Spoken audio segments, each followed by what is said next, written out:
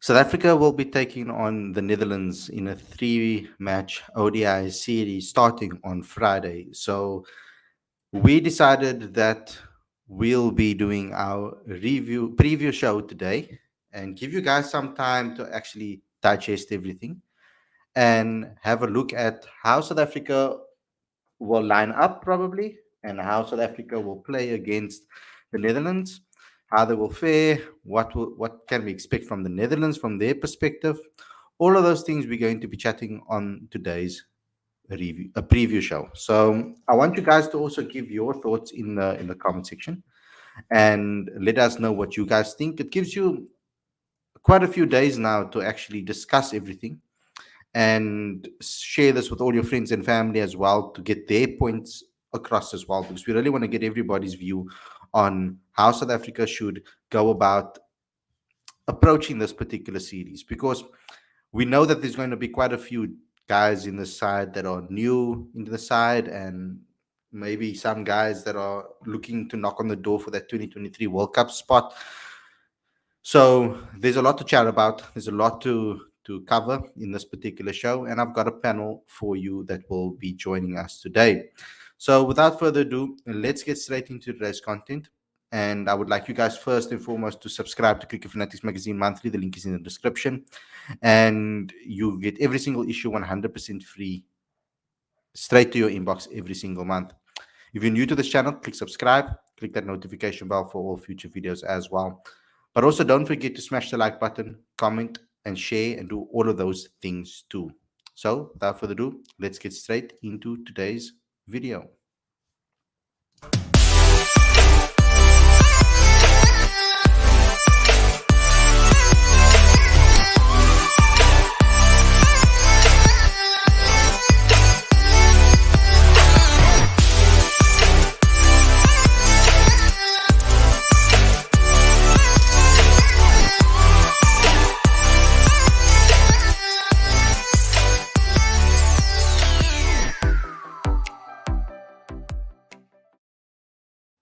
Good evening, guys, and welcome to Cricket Fanatics Magazine. This is your preview show. Every time I botch it at the beginning and say review and preview, it's the preview show. I'm your host, Khalid. This is my co-hosts, Aditya and Ravi Reddy. We're waiting for one more guest. I'm not sure when he's going to join the show, if he is going to join the show, but we're waiting on him to come and give a Netherlands aspect of all of this as well.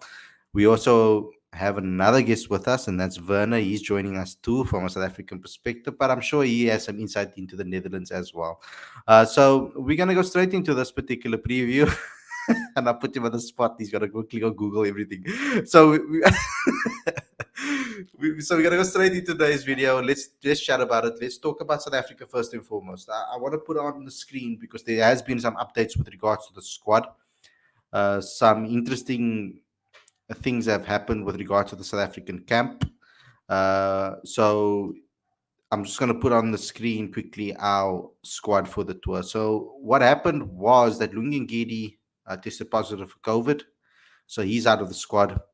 And Lazard Williams has picked up an injury and is going for surgery, so he's out of the squad. But there's only been one replacement called up, and that's Junior Dala that has been added into the SEMA category, as you can see over here. So we're going to look at this particular squad and look at the guys that we think should get opportunities and should play. We can all talk about the guys that we'd like to see, and we can take our turn doing so. But I think that the comment section are also going to have quite a bit of impact when it comes to this as well.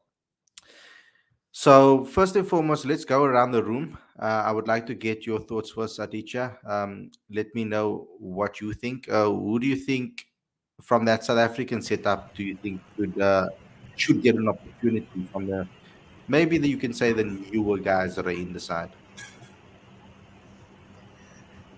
Um, well, it's going to be an interesting series because, as Keshav Maharaj said in his presser yesterday, that there are no easy series out there, and everything contributes to gaining points for the 2023 World Cup qualification. Um, Junior Dala, I think there's going to be quite a bit of pressure on him to deliver because that selection has obviously divided opinion a fair bit. Uh, but honestly, I feel like this has to be this has to be a test for the bowlers.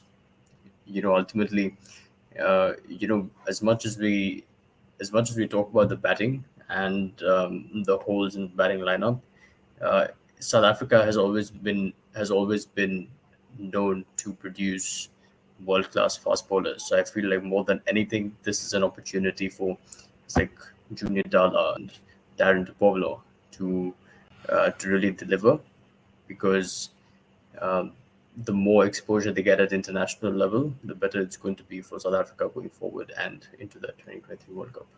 Mm. I just want to give some insight into Dale if I'm actually going to like analyze this, because a lot of people are upset about this particular addition to the squad.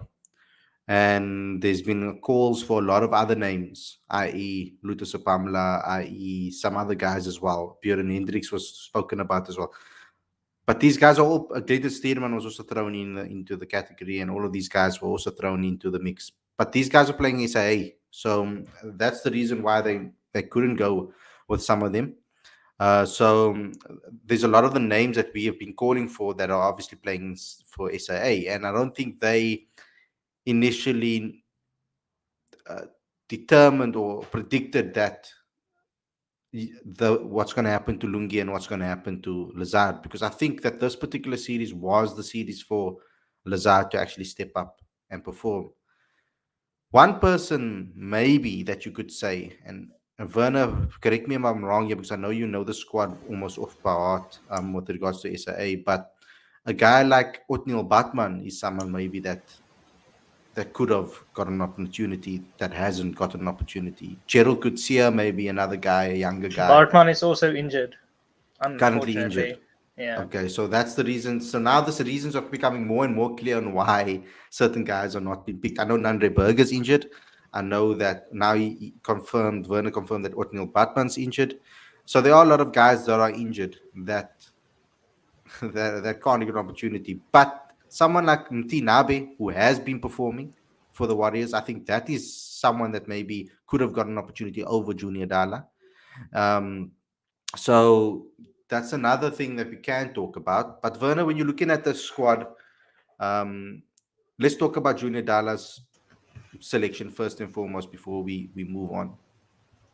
Yeah, it's a tough one. He hasn't really performed for us on an he hasn't really blown anyone away on the domestic scene this season or the last couple of seasons. But as you said, we have a lot of injuries. Obviously, we're not playing our main squad because they're resting up before the Test series. Then Williams and Gidi would have both probably started. Now they're both out, and if we take targets into consideration, you can't lose two black players and then not substitute them with another black player. It's just not going to balance out the side, especially if you consider that we probably didn't meet our targets in the World Cup. If they're looking at it over a year's time, we had to replace him with somebody, and I was thinking Nabe, so that would have been my first choice, but I don't really have a problem with Dala coming in. He just needs to bring us out. He just needs to deliver. So that's all we can ask. He's gotten his opportunity now. So if he gets a game, then he needs to deliver. That's what it is.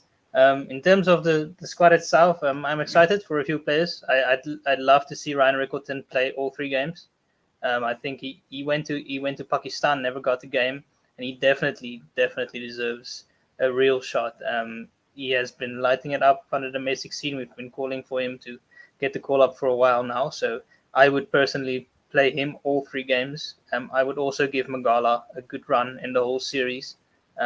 We've also seen how good he is with the Lions, and he's definitely good enough to be a guy who can really rush the batsman and then at the back end get those lethal Yorkers in.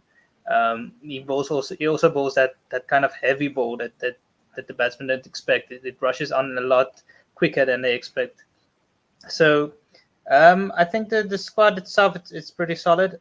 There's a few guys I'd like to see Rickleton, and I'd like to see Hamza getting quite a few games as well. But I presume we will see everyone throughout the series, at least getting one game here and there. So I presume everybody will get a run out, and so Mm. we can pick a 11 that we'd like to see. But I think in the end, by the end of the 3 games, you'll probably see all the players get a game. Ravi, from your perspective, what do you expect from an approach when it comes to South Africa for this particular series? Are you just trying to find guys that can knock on the door for that main ODI team when we obviously play some competitive ODIs? And um, all due respect to someone to the teams like the Netherlands, but if you look at the squad that South Africa has selected, they're looking to give guys opportunities over here, and also with the India series is coming up around the corner, they're obviously looking to give new guys an opportunity against the Netherlands. Yeah, Khalid, thanks, man. I think it's just a case of too much going on at the same time. So I think you're quite right in saying that there's a SAA game underway at the moment at Bangwang Oval, which is going superbly well. I think to Aditya's disappointment, I'm sure. But that's happening at the moment, and of course, there's our 4-day domestic series, which is also underway at the moment, and we've seen some great performances throughout the country. So you've got those variables at play. Then you've got the other concept of veteran guys like Bavuma and company that's actually uh, pretty much on a break at the moment because it has been a fairly busy or sort of difficult year overall in terms of workload, if you will. So I think it's this particular tour is absolutely important in a sense that it's going to tie in with our long term plans for the 2023 World Cup as well. So if you look at some of the names there, I think some people could easily say, we'll dismiss these guys and these are somewhat dismissible names. These are people that are just there to fill a spot. It's not the case at all. I think there is some merit in some of the selections overall, and I think the fact uh, that some individuals got injured. I think we've learnt about Lazard Williams earlier this morning, who got that muscle strain that sort of opened up the way for Junior Dala to come in. But it's a very good series just to see the guys, the younger guys, sort of come up and put their performances on the board. I think Aditya was quite right, referring to the likes of Dupavlian and what have you. But I think it's also an incredible opportunity for Ryan Rickleton to show us what he's made of. He missed out in the PSL series, if memory serves. And I think it's just a superb opportunity for him to take on a fairly experienced Netherlands bowling attack, minus the likes of Dan van Bunga. I think if Dan van Bunga made himself available for selection, Herschel Gibbs certainly would have as well. But yeah, that aside, I think we in for an exciting series. I have a feeling that part of the merit or part of the rationale in selecting Dala is that Dala is an elder statesman. He has been around the game for some time. He's 32 years old. Sure, he's played only 10 ODIs, if I understand correctly, but it does balance a team to an extent in terms of the level of experience he's played at both first class and list A level as well. So I think they just wanted to go with a balanced approach, considering that they dropped the likes of Bjorn Hendricks and a number of other notable names on the list as well. Mhm. Aditya, the one thing that obviously stands out from a South African perspective is the amount of fast bowlers or bowlers that we do have in the system that are getting opportunities across SAA as well as now. We've seen Marco Jansen now, we've seen Clinton Steerman, Darren de Pavlin is in this particular teams as well. There are a lot of fast bowlers coming through. Nande Berger's currently injured, but Nande Berger coming through. There's still Makai and Tini's son, Dando and Tini. We've still got the likes of Gerald Kutsia coming through the system. Leefen Tanzi needs to stay fit and play as well. There's so many opportunities for so many guys. Stephen Tate has been touted around. He was part of a squad, but then never got obviously a game and never got another call up. There are a lot of guys that need to be looked at, and we've what's been the one thing about South Africa where there's been a little bit of a problem is the batting department. So I think the batters in this particular squad are the ones that really need to show what they're capable of. Perhaps it's opportunity for a guy like Ryan Rickleton or Zubair Hamza or one of those guys, Calvin Rayner, to really step up and say, look here, we need to be in that main squad for that 2023 World Cup. Think of us, put our names in the hat for that.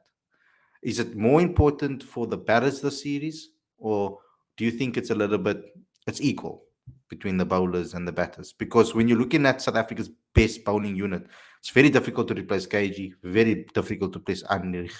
And when it comes to the all-rounders in Dwayne Pretorius and Vian Mulde, etc., they add obviously something extra with the bat. But when it comes to our fast bowlers, Lungin Gidi as well is in that mix. Um, it's we have quite a strong bowling unit. Yes, definitely. Look, I think largely it's it's equally important for both disciplines to do well and get the most out of this series. But the reason why I said that it's important for the bowlers to come good is because Mark Barcher had said previously that there is a significant difference between the first choice bowlers and then the second crop of bowlers, and they needed a lot of work. So South Africa's USP to me, as well as to other teams across the world, is the ability to generate pace, express pace, and if that doesn't happen, then South Africa becomes just a normal team, and we know that uh, South Africa has serious talent in the fast bowling department. So that's an important facet for them to continue to nurture. So and this is that opportunity because remember, I think Darren De Pablo, he played against Pakistan, and he was found out. He didn't have a great game. So this is that opportunity for him to sort of get back into it a little bit because we do know that he has been in contention for quite a while, and he would like to make the most of his opportunity. Yeah, of course. And Werner, I'm sticking on the fast bowlers. I know people calling for Michal Pretorius and all of those type of things. He is in the SA setup. So I Yeah. thought that I actually As thought is that he Marco would. Janssen, guys. And Yeah, Stefan Tate is also injured, as far as I know. So all yeah, the guys you're yeah. calling aren't options. Yeah, so at the moment, when I look a guy like Michal Pretorius, I thought that he would actually get his opportunity more opportunities in the white ball arena before he'll get his red ball arena caps. Although he's been decent, obviously with the Knights, etc. But I thought that in the white ball arena, especially with him getting an overseas contract now as well, with not overseas contract but get an opportunity to play CPL contract. overseas CPL contract. That's what I was looking for, searching for the words today. But getting an opportunity to play overseas and showing applying his trade in other parts of the world in other competitions. So, like I said, and like Aditya also persisted with as well. Let me just add to that quickly with Corbin Bosch. I watched Corbin Bosch play against the Western Province, and it should have been a complete domination from Corbin Bosch's perspective. I think Corbin Bosch is the type of player that should have completely destroyed that Western Province bowling attack, but he struggled a bit on that Newlands wicket. My thing with Corbin in the longer format is that he struggles with consistency. He struggles with keeping that consistency and finding the correct lengths on us at the same pace and remaining and keeping that um, momentum going. He needs to also add value with the bat for him really to be considered now. Because if you're not express pace at the moment, 140, 150, it's very difficult to replace someone like KG or Amrich in a team. And that should be your aim if you are a fast bowler in this country. That has to be your mentality is that I want to try to take KG's spot. I want to try to take Amrich's spot or at least push to get that position as a backup. Darren de Pavlon is making a strong case for that, in the setup. Um, from that perspective, Werner, and based on what Aditya has said about specifically also our batting and improving that, what, how would you want to see South Africa line up in this particular game? Is it something where you feel straight away give those guys that haven't played yet in ODI format an opportunity. Yeah, yeah, I will get them straight in there. I play them at least 2 games, 2 out of the 3 games at the very least. I would play Ryan Rickles in all 3 games, but that's just me personally. But yeah, I would get him in there. I would get Hamza in there. Um, I would get. It's an interesting one with Wayne Parnell coming back to see because he does obviously have experience. Coming back, he hasn't picked up a lot of wickets. He's added quite a lot with the bat in recent times. So it'll be interesting to see how they fit him in. Do they play him and Pretorius? Do they play him and Delay? Do they play all 3 all-rounders? It'll be interesting to see how they balance the squad because if you look at it like that, we can bat very deep if we play a few of the all-rounders, and Magala can hit the ball long as well. So we can probably bat quite deep if you go with Yanaman. I would actually open with Yanaman Milan and Ryan Rickleton, and I'd have Hamza at 3, Miller 4, Verena 5, and then I'd go Pretoria 6, and then you can decide, do you go Parnell 7 or do you go Andile 7, and then Maharaj and Magala first, and then Maharaj, and then you can round it off with Darren de Pavillon and then another Siva. So and that's how I would go. But as I said earlier, they'll probably all get a chance throughout the series. Zondo will get his chance in the middle order. He might come in for Hamza. Verena would probably play all 3 games if they see him as the first choice keeper in this squad, unless they decide somewhere through the series Ryan Rickleton will keep. But I don't think they will do that. I'll probably let Verena keep all 3 games. So he'll probably remain, and then Zondo would come in for, I guess, probably Hamza. But as in terms of how the selectors usually think, I would expect Riza will probably play. He might even open, and then maybe Ryan will come in at 3 and Hamza 4 or something like that. So I expect to see Riza playing. I expect to see Andile playing, but I would prefer seeing Malan and Ryan opening. Just one question for you, real quick. Is there some sort of a review program to assess why so many fast bowlers have gotten injured over the season? Because I know it's something that Australia does, particularly with respect to soft tissue injuries. So I don't know. Do you know? Are you aware of any program that assesses fast bowler fitness? Yeah. I'm not sure. I'm not sure, and it's quite a strange situation. It's not usually like this that we'll have a bunch at the same time. You might see Gerald Coetzee getting injured every season, and he needs some help with his fitness. Levan Tanzi has been injured a few times now, but generally you won't see a lot of them being injured at the same time. It's like it's all come together now at this one stage. We have our main bowlers resting for the test. We have our SAA bowlers that usually would be the backup.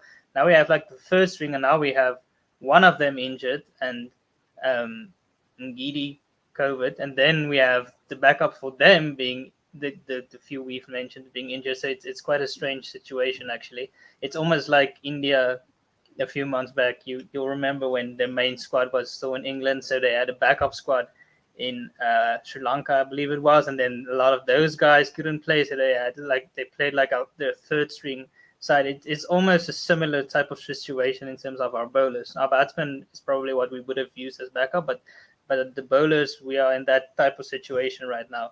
So maybe Khalid can answer how they look at the fitness better than I can. You see that we do have a high performance program, and we have someone that ahead of that, Vinny Barnes, that is part of the high performance program. And I know for a fact that he is obviously assessing these things and looking at the players and making sure that they're getting into the right fitness levels. I think that South Africa specifically as well, the amount of cricket that's been played in South Africa hasn't been as much as other countries as well. We know with the IPL, there's a lot of cricket that's been played with regards to the Indian camp, and I think that bowlers specifically need to keep and maintain rhythm. And yes, they need to be rested, and yes, they need to get opportunities to be rested as well. but immediately asking them to be under that pressure of carrying workloads of overs after overs after overs after a pandemic where they hardly did anything. Remember that the pandemic was also not was in the middle of South Africa's off season, so they were already having an off season in that period, and then it prolonged basically the off season in a way. So they would have rested a lot longer than they used to in the past before. So I think that also would have added to that. But you're right, Aditya. There needs to be some sort of program. I'm unaware of whether there is or not. We maybe need to get someone in contact with someone to find out whether that is the case, whether we can get that opportunity or not to tell us whether they are doing something like that, putting in a program in place to make sure that they can analyze players' fitness, etc. We did have in the press release that was released today, and I'm sure you saw that, Aditya, where they spoke about Lazard Williams, and they said he's been monitored and making sure, and also Lungingiri has been monitored from that perspective, from a mental perspective, and all of those type of things for the COVID situation. So that's a very interesting question, and I think maybe that should be asked the next time you do a press conference. Maybe that should be asked actually to the panel, to whoever's in the press conference, to ask whether there is something like that in place, because there's a hell of a lot of injuries to fast bowlers across the country in every single team. We've seen debuts for guys left, right, and center, straight from club cricket into the 4-day arena. Same thing in Division Two. So yeah, something really needs to be done about the injuries with regards to that. Let's move on to the Netherlands a bit, and chat about them. We have this players to watch that ESPN Cricinfo released, where they said these are the batters to watch, basically from a South African perspective and from a Netherlands perspective. So from a batter's perspective, Fianaman Malan and Calverena has been tipped over there, and then Max O'Dowd and Steven Myburg have been selected over there as the two batters to look out for. Then with the bowlers' perspective, Tabrei Shamsi, Keshav Maharaj, and then Fred Klaassen and Peter Seelaar from the Netherlands. I'm also going to throw Callan Ackerman in there as well. I mean, the guy he knows our conditions quite well, so there's no And reason why Rudolph, is he coming and as Rudolph well? and Rudolph van der Merwe. So I'm going to put up the squad on the screen quickly so you guys can discuss it. Let's have a discussion about some of the players that stand out over here. But for me, Colin Ackerman is a guy that really has a point to prove, because I think that he was quite hard done by in the past, not getting opportunities. But he was also unlucky that he was coming through the system with the likes of when A.B. de Villiers, J.P. Toomey, all of these great players were in the side, and yeah, it's very difficult to really take a senior player's spot in a side when you're a youngster coming through the system. So there was a lot of guys that were really performing well at the top level in South African cricket at the time when he was coming through the system. But who wants to go first? Go ahead. Let's talk about some of the players over here in this team that you guys think South Africa should I be could wary go. of. Yeah. Yeah, I can go. Look, I think because I did a little bit of homework on these dudes before we jumped on the call, which is very rare from my point of view, at least. Stefan Myburg, I recognize him from the 4-day cricket series of good, like 15, 16 years back. He's quite a capable batter. Rudolph van der Merwe is almost like a household favorite. Last time I saw him play an international game, I recall he opened the batting for South Africa. South African cricket was in a weird space at the time. He opened the batting, and I think he banged out a 50, if I'm not mistaken, in one particular one-day international against India. Could have very well been the same ODI that Sachin scored a double hundred. I might be mistaken. Aditya could perhaps remind us a little bit later. The guys that weren't on that ESPN tracker or the ESPN players to watch, at least, an individual that caught my attention was Glover. Glover is a St. Stithians matriculant. They have a tendency of producing really good cricketers, as we know. Quite a capable seamer, if memory serves, right arm fast. And he's been quite dangerous. I think he's played about I think 15 or 14 T20 internationals, if memory serves, or possibly less than that. And he's been quite effective with the ball in hand. I think he's somebody that's almost like a wild card that you kind of need to look out for. And then, of course, Colin Ackerman. I think Khalid, you hit the nail on the head there. Colin, for me, was one of the standout players of the Warriors for some time. I think in one particular year, he was the leading run scorer for the Sunfoil series. I think it was a good 5 or 6 years back.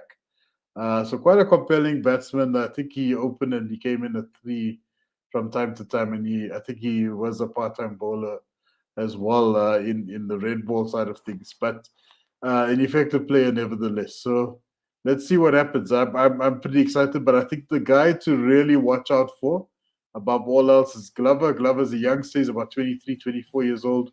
Quite a nippy fast bowler. And they are playing in Centurion as well, which certainly caters to those conditions overall. Yeah. Donny van der Beek must come play for South Africa. I will be against South Africa. That's if he He might gets as game well. time. He might as That's- well. Oh Lord, that's a good one. Thanks, I like that one. So yeah, I mean, the Netherlands have nothing to lose, so they could possibly play their best cricket if they wanted to. And this is not South Africa's best unit, and I feel that South Africa are more under pressure going into this. Although there are points up for grabs, of course, so that's important. But South Africa are a lot more under pressure, I feel, because these players really want to get into that 2023 World Cup. That's obviously a given. So these South African players, particularly, I think Calvarena and Zubair Hamza, who have not scored a lot of runs now domestically with regards to the border competition, and then now have to switch formats and play for their country. It's going to be a lot of pressure on their shoulders. But I think that someone like Kyle and Zubair can handle that. My question is that Wayne Parnell, because Andile, because Sisanda, because we have Dwayne Pretorius in this particular squad, does Wayne Parnell even get an opportunity? So, like in this particular team, uh, that's going to be the true question, because I don't see it maybe happening. Then, for what reason was he there if he's not going to be a starter? Is my view. That's the only maybe small criticism I have. I understand that he can add value from an experience point of view. Yes, I get that. But I always say that I would rather want a youngster to travel with the team. Like I think that someone like um, Gerald Kutsia would have gotten a lot more experience from this particular tour than a Wayne Parnell from that perspective. But maybe they needed some more senior guys. Maybe that's an aspect to look at. Let's just go around the room. Let's get the final word. Let's start with Werner, Ravi, and then end off with Aditya. All right. One word on the Netherlands. A guy that did impress me in what was a horrible T20 World Cup for them was Fred Klaassen. He quite impressed me with the ball, and he had very good variations. So I think if we're looking out for one of their bowlers, he's probably the one I would look out for. He had very good control, very good variations. Obviously, this is now a longer format, so the variations won't come into it as much as in the T20 format, but I think he's definitely one bowler to look out for. And obviously then the other names that you mentioned. Something we haven't mentioned that's interesting to me, we're playing at Centurion. I see the third game has now shifted. I don't know if it shifted or it was this, but I had it as it was only going to be played at Centurion, but I see the third game is now going to be played at the Wanderers. Generally, you wouldn't play two spinners, but now with Maharaj being captain and we have Shamsi, how are we going to do this? Are we now saying we're going to play two spinners in all three games at venues that generally not conducive to spinners, venues where the boundaries are not very long, so spinners usually get smashed all over the place. So it'll be very interesting to see how they do it, because why pick Shamsi then in the squad if you're not going to play him? It's almost the same like when pronounces. You would say yes, Shamsi would be one of the first names in the team, but now with Maharaj being captain, who's already a spinner, it'll be interesting to see how they balance it, because with two spinners, a Centurion and Wanderers, I don't know if that's necessarily the right way to go. So that'll be an interesting one for me. But otherwise, I'm looking forward to the series. We need to whitewash Netherlands. Nothing, not trying to undermine them, but we really can't afford to lose out on 10 points here. We need all 30 points that's available. Hopefully, no rain will come in the way of that, like it did in the Ireland series for the first game. So we need all 30 points. Hopefully, the young guys go out there to prove a point. I'm sure Ryan Rickleton, Zubair Hamza, all of them will want to really stamp their authority and say, look, we are here. We are the next in line if there's injuries again going forward. So that'll be definitely good to see. Hopefully our bowlers can come good in this series as well. The backup bowlers there in the Pavilion, he's definitely good enough on provincial level. So it's a good time for him to step up here. He had a fantastic first game against Australia, if I remember correctly, in Poch. So he definitely has what it takes. He just needs that consistency in the areas. And same for Magala. I'd like to see him just wipe out the Noble problem he had in that series against Pakistan, because that's a issue that you can easily address. So really doing the basics right, making sure he doesn't bowl those no balls, he hits his Yorkers at the end. If he does those two things, I think he'll be all right. So yeah, now looking forward to it. Yeah, thanks, man. So I think from my side, I mean, there's a great point around the World Super League as well. I think South Africa currently ninth on the log, and they have everything to play for here. I think, young side or not, they have to go for a clean sweep. And I think therein lies the majesty of the risk, if you will. It's a great opportunity for the youngsters to step up. We keep saying that, but I for one, firmly believe that a youngster is going to surprise us, whether it's Rickleton, whether it's Hamza, or whether the Pavilion is not really a youngster, but let's call him a semi-seasoned campaigner.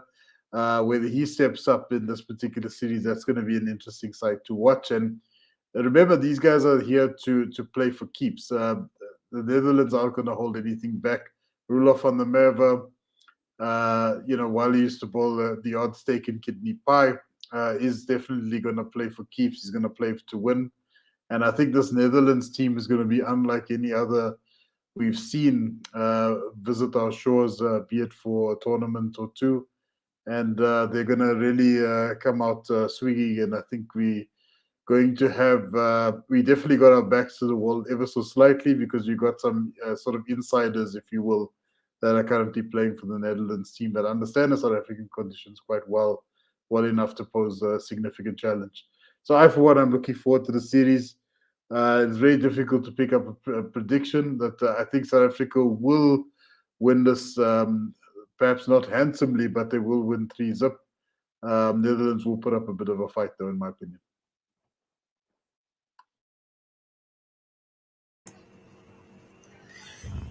Yeah, it's interesting. I want to make a prediction here that supports the underdog a little bit, but I think in my heart of hearts, because I want to see South Africa play in the 2023 World Cup, I'd hope that they win 3-0. But I think for the sake of cricket, it may be a 2-1 series at the end of it, and whichever that one game may be, I'm sure we'll see the cricket connoisseur come up for reflections with us. Yeah. He will join us on Friday, like he said in the live chat, and I'm hoping that we do see him. Um, I'm gonna go for I'm gonna go for 2-1 as well. I think South Africa. Ireland has scarred you. Exactly. I think we've been scarred on many occasions when it comes to South Africa, and I think, I mean, I wouldn't be surprised if we go 1-0 down in the series in the opening match. I think there's a little bit of a just to get a wake up call, and then need that to come back. But I think it will be 2-1 to South Africa, and I'm only going like that to be cautious. I mean, my heart says that South Africa should whitewash the Netherlands, but my love for the Netherlands as a country. I want to see them also now a little bit, get to some success, not be a complete waste of a tour for them as well. So I think that will be great from that perspective. But The guys, thanks a Netherlands lot will for only win one. They'll only win one if Donny van der Beek is here. So and Van Nistelrooy. So guys, thanks a lot. Bird is like, what are you talking about? I don't follow football. I can't. I'm sorry. I really hope we don't lose a game to the Netherlands. Otherwise, you'll hear the fans react. It was bad. I want Milan to go smash three big scores, be the quickest to 1,000 runs in this series. That's what I want to see. Yeah, no, man. I'm that would bigger be with that awesome, cynical. though. No, Like the it Dad will van be. Gunga situation again. It'd be cool. Somebody hits like six sixes of Sealar, and they send somebody to the roof to go get the ball. That would be pretty awesome. Yeah, no, I think we'll be having a little bit of banter here, tongue in cheek, guys. From a South African perspective, I just think I want to see Calvert play every game. That's one of my things, and Janaman to play every game. I want to see Darren De Pavlon get opportunities, possibly play every game. I want to see, you know, I'm hoping that Antila can turn things around as well, because I want every player to be at their best going into the 2023 World Cup, so that when they select a squad, that everybody's on fire. I want to see Rickleton get a couple of games. I want to see Zubair Hamza get a couple of games. So Kai Zonda, I would like to see what he can do, but I think for the future, I think we need to invest in our youngsters first and foremost, and that's what my mentality is always going to be. But guys, thanks a lot for tuning in. I hope you guys enjoyed this episode. Don't forget to smash the like button, comment, share, subscribe, click that notification bell for all future videos. Don't forget to also subscribe to Clicker Fanatics Magazine monthly. The link is in the description and the eye on the top of the screen. Thanks a lot for watching, and we'll see you guys again tomorrow with another daily show. Take care, everybody, and I hope you enjoy the rest of the SIA game. There wasn't a lot to talk about, so to make a show about it today wasn't really something that we could do. I was a bit gutted that Kashile wasn't given an opportunity to score his 100 that they declared before that. That was a bit unfortunate. 12 runs short, I think it was, or something like that. So 18, uh, but yeah, it's a 18, shame. 18 runs short. This guy, he remembers everything. I can't even remember what the flipping. Stats What? is my thing. Yeah, that's great. You need to keep on doing that because I need you here for that. But guys, thanks a lot for tuning in. I hope you guys enjoy this episode, and we'll see you again tomorrow with another daily show. Take care, everyone.